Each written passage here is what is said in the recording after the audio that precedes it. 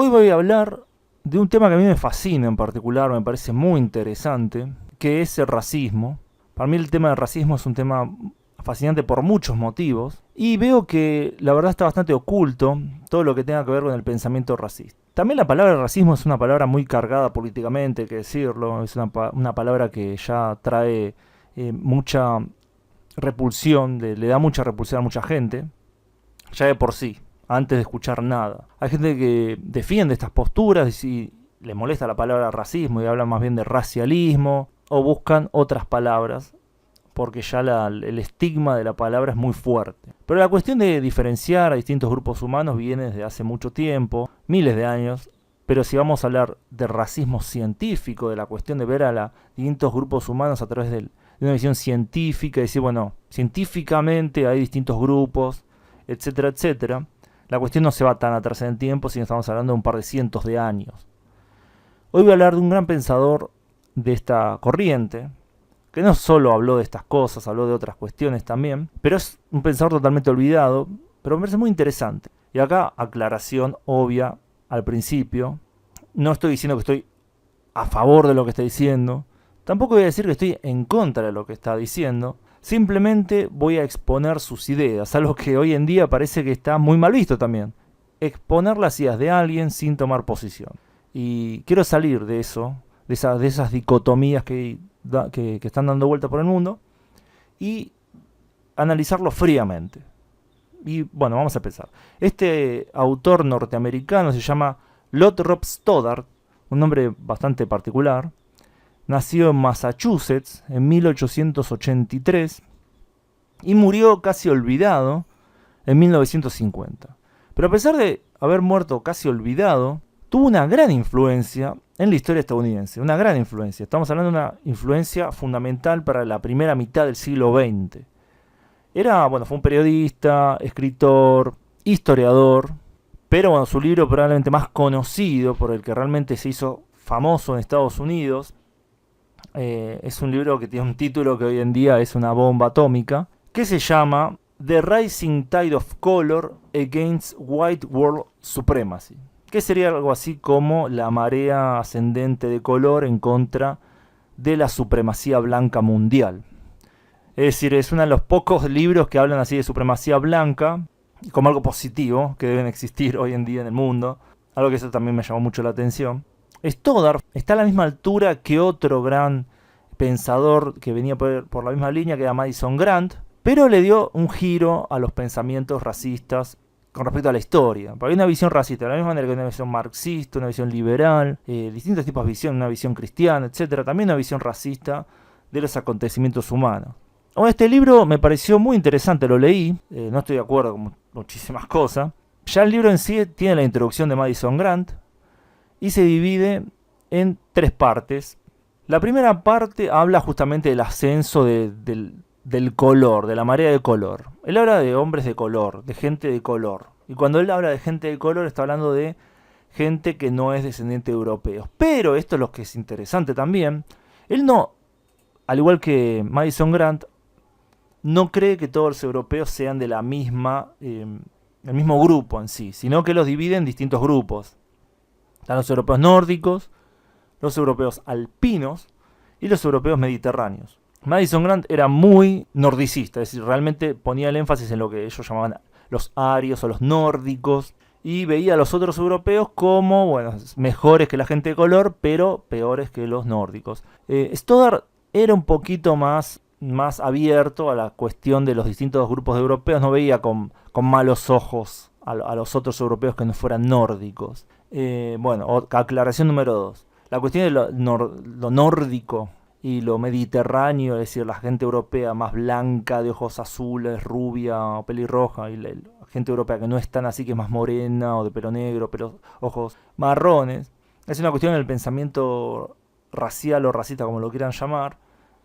Trae controversias desde el principio. En el primer momento trae controversias, algunos ya desde el primer momento, estamos hablando del principio del siglo XIX, veían que, la gente, los europeos que no eran tan así claros de pigmentación, eran inferiores ya de por sí, porque o estaban mezclados con otros, o no sé. Y esa controversia se mantuvo siempre en estos círculos.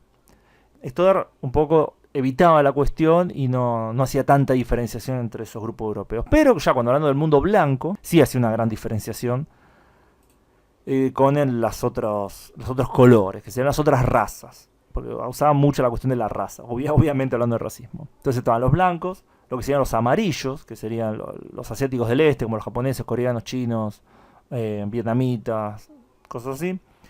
Pueblos así, perdón, cosas así, ¿no? Después decía la raza marrón, que sería... Mete a Indonesia dentro de la raza marrón, algo muy significativo. A Birmania también. A todo el subcontinente indio, Asia Central, Irán, todo el Medio Oriente, el norte de África y el Cuerno de África. También a Madagascar una parte. Y después a lo que sería el mundo negro, que sería principalmente África, algunas partes de Papúa Nueva Guinea, algunas islas del Pacífico. Y después estaría el mundo amerindio, en el cual mete a lo que sería México, América Central, el norte de Sudamérica, la parte andina, parte de Paraguay. Si uno ve el mapa que acompaña el libro, que es una buena representación visual de la visión que tenía del mundo, el lugar donde más se mezclan estos colores sería justamente Latinoamérica, donde hay zonas amerindias con zonas blancas, zonas más negras, zonas más marrón, bueno, realmente una mezcolanza, y mientras los otros continentes son un poquito más homogéneos en general, ¿no? Ya por sí esto uno podría criticarlo muy fuertemente porque está agrupando en el mismo lugar a marroquíes con gente de Indonesia, diciendo que son lo mismo una persona de Kazajstán con un somalí. Uno diría, bueno, ahí es realmente una cuestión de una clasificación bastante extraña en sí misma, ¿no? Yo no sé si clasificaría a un somalí que es lo mismo que una persona de Indonesia o de Irán. Me parece que no, me parece que es evidentemente algo que no es cierto, pero hizo una gran simplificación. Dijo, bueno, esta gente es blanca, no, es negra, no, es amarilla, no, entonces listo, marrón, pum, y todos los que eran así, que no entran dentro de esa clasificación, los clasificó como marrón y chao, y se lavó las manos. El libro, bueno, la primera parte tiene que ver con esto, con el ascenso de la gente de color. Lo principal, la segunda parte del libro es la cuestión de la Primera Guerra Mundial, y él como vio un gran problema con eso y una catástrofe total porque hizo que la gente de color, es decir, la gente de color uno lo podría hacer ya decirlo desde el principio, es la gente que estaba bajo el dominio de los imperios coloniales europeos, principalmente. Obviamente había países como Japón que eran independientes, pero principalmente era eso. Entonces él dijo que la Primera Guerra Mundial era una guerra del Peloponeso moderna, es decir, una especie de guerra interna europea, una guerra civil europea, y que eso hizo que se debilitara el mundo blanco y que la gente de color se envalentonara. Y bueno, también está la cuestión de que tiene más hijos, la gente de color, según la visión de Stoddard, algo que también uno podría decir, bueno, no es realmente lo que pasaba en ese momento en el mundo. La tasa de natalidad en muchos lugares de Europa y de Norteamérica, fuertemente europea, era más alta que en lugares como México o lugares de Latinoamérica, era más alta, no hay una correspondencia realmente tan firme entre esas cuestiones. La tercera parte ya habla de, bueno, distintos métodos de cómo poder evitar esa catástrofe del ascenso al mundo de color que podría barrer con lugares donde los blancos estuvieran en debilidad, numéricamente inferiores. Y bueno, lo más gracioso, si no mal a los detalles, en general, si uno ve el gran panorama, la verdad que el análisis se mantiene bastante bien. En general, es decir, la idea de que el mundo no europeo, que estás metiendo a todo el mundo prácticamente, iba a crecer mucho, es cierto, sucedió. Es decir, China creció muchísimo, India creció muchísimo, África está creciendo muchísimo, demográficamente. Entonces, esa cuestión le pegó, es decir, tuvo razón, lo vio antes de que sucediera, vio las tendencias que estaban apareciendo y dijo, si va a pasar esto, y pasó. A muy amplio, en un sentido muy amplio.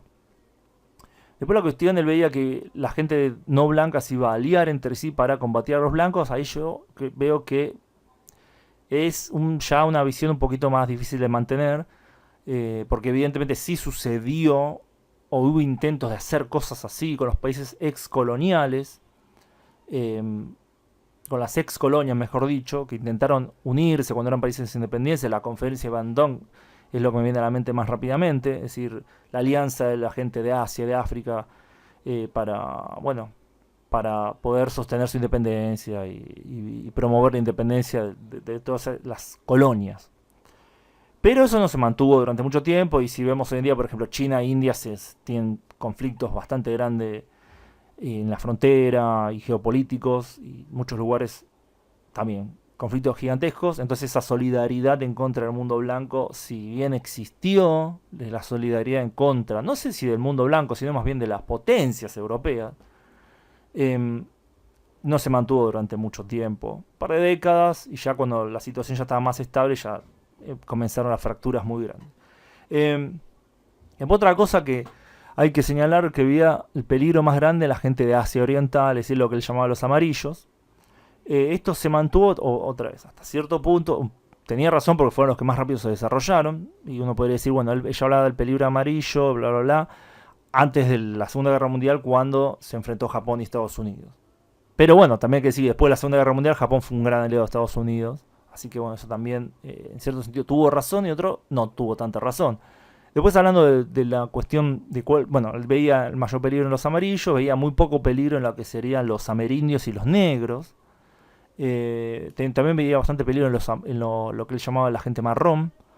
Y al final la cuestión fue un poquito más compleja, porque hoy en día, también algo que él no previó, creo, tanto, es la masividad de la migración a los países blancos. Él creo que... y cuando hablamos, otra vez, hay otra aclaración importante, hablamos de países blancos, estamos hablando principalmente de las ex metrópolis, es decir, Francia, Inglaterra,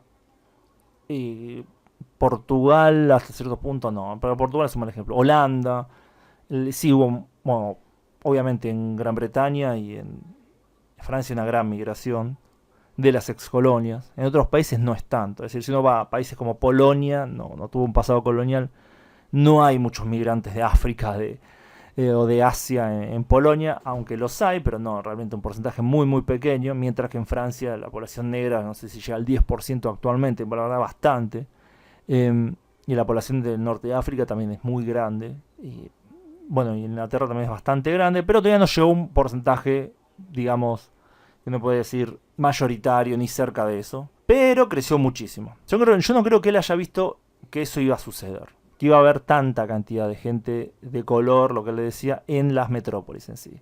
Él decía, bueno, hay lugares que no podemos proteger porque hay demasiada gente, entonces nos tenemos que retirar. Entonces él habla de decir, retirémonos de los lugares donde los nativos son mayoría, lo que sería, bueno, gran parte de Asia y África. Nos vamos, dejémosle la independencia y pongámosles más énfasis en proteger los lugares donde se puedan proteger la población europea, como el norte de África, decía Argelia, Sudáfrica, Australia, lugares así. Decía, no, vamos a proteger estos lugares abandonándolo. Pero al final no se pudo proteger ninguno, se abandonaron los países más donde había mayor cantidad de nativos, pero también se terminaron abandonando los países donde había gran cantidad de europeos. Norte de África es el mejor ejemplo, pero el sudeste asiático, uno se olvida, pero en el sudeste asiático había bastantes europeos, en África también, muchas zonas había muchos europeos, y finalmente todas esas zonas fueron independientes, fueron cayendo a las manos del poder de los nativos, de los indígenas de la zona.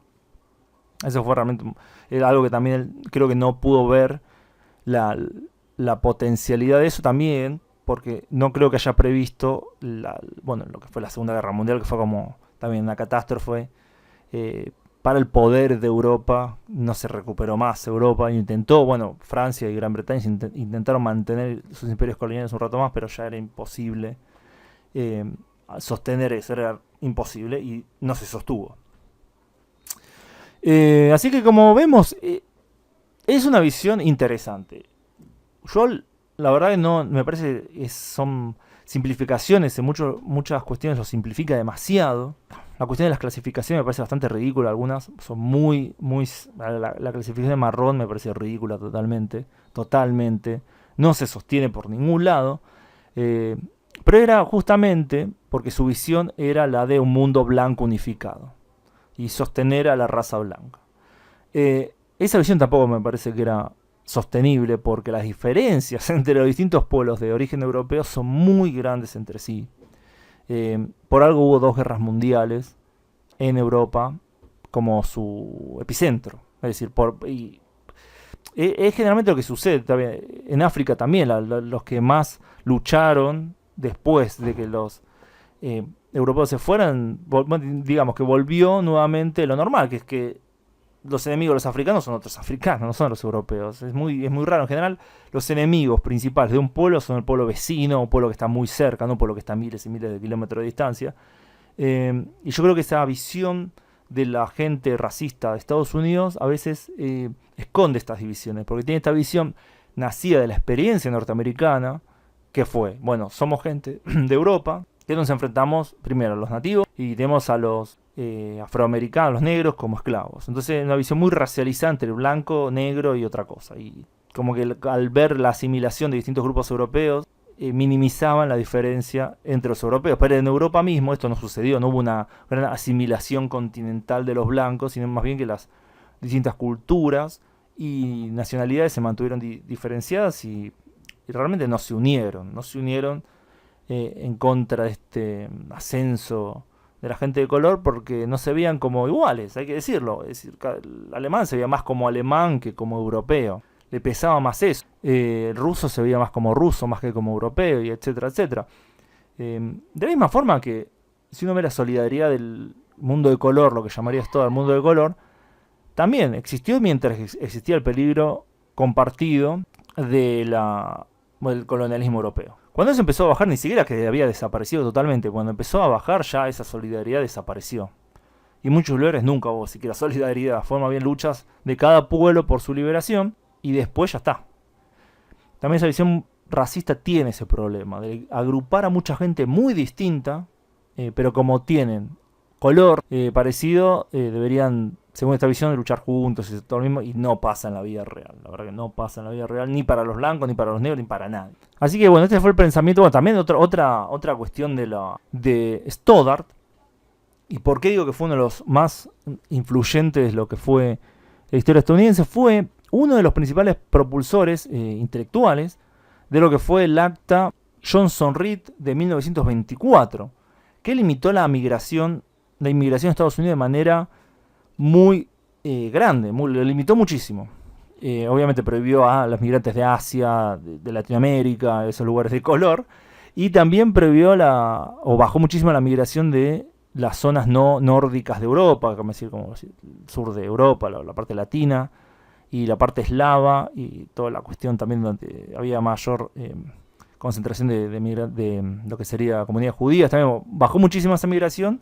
Entonces la cuestión étnica en Estados Unidos se mantuvo estable durante décadas gracias a que se pasó esa acta, porque la migración hacia Estados Unidos era muy grande, y esto lo detuvo realmente. Detuvo la migración masiva, y la migración continuó como algo muy pequeño, muy poca gente podía entrar a Estados Unidos. Y bueno, justamente eso llevó a que él tuviera después una visión más optimista. Dijo, bueno, esta victoria se puede lograr ganar así legislativamente. Algo que bueno, después no fue con el tiempo, al paso de las décadas, después se dio marcha atrás y se cambió esa acta por otra que abría la inmigración de todo el mundo prácticamente a Estados Unidos. Y después está la relación también que tuvo con la Alemania nazi, que fue una relación ambivalente, porque lo que no se dice es que el nacionalsocialismo alemán y todo este movimiento se basó muchísimo en el racismo norteamericano, muchísimo en el racismo, en las leyes norteamericanas de eugenesia, de segregación racial. Los alemanes se basaron muchísimo en eso y admiraban mucho al pensamiento racial americano. Su visión del nazismo varió bastante, pero me parece que su principal crítica, en llegado su momento, fue que dijo que Alemania estaba equivocada en realidad, porque realmente los alemanes no eran los principales especímenes de la raza aria. Es decir, en Alemania había gente nórdica, gente alpina, inclusive gente mediterránea, y que los nazis estaban equivocados al llevar a cabo muchas de las cuestiones, porque ignoraban estas diferenciaciones, ignoraban estas diferenciaciones que había dentro de la misma raza blanca. Al mismo tiempo que también criticó lo que criticaron todos en su época, que fue el gran militarismo alemán, el expansionismo, y de hecho por eso terminó oponiéndose a lo que fue el Tercer Reich, por eso, por la cuestión de, bueno, que Alemania en esa época invadió muchísimos países, entonces la opinión pública, inclusive él, terminó estando en contra por esa cuestión. Así que bueno, eso fue más bien un repaso un poco por arriba, pero creo que interesante y no se encuentra en muchos lados, del pensamiento de un pensador olvidado. Algunos dirían con justa razón, otros dirían no, pero esa es su opinión, cada uno tendrá su opinión. Les recomiendo mucho, si lo pueden encontrar, no sé si está en castellano, The Rising Tide of Color, un libro muy interesante, y está bueno leerlo y compararlo con lo que sucedió en la historia real, y en qué le acertó, en qué no le acertó. Eso me pareció muy interesante cuando lo hice. Así que se los recomiendo. Está digamos, en inglés está en internet gratis. No sé en castellano si está gratis. La verdad que no lo busqué, pero seguramente debe estar por ahí dando vueltas. Y bueno, también es la cuestión también de poder ver distintos puntos de vista, a pesar de que uno no esté a favor, o que no estén de acuerdo. Uno ve distintos puntos de vista y ya está. Me parece que no hay nada malo con eso.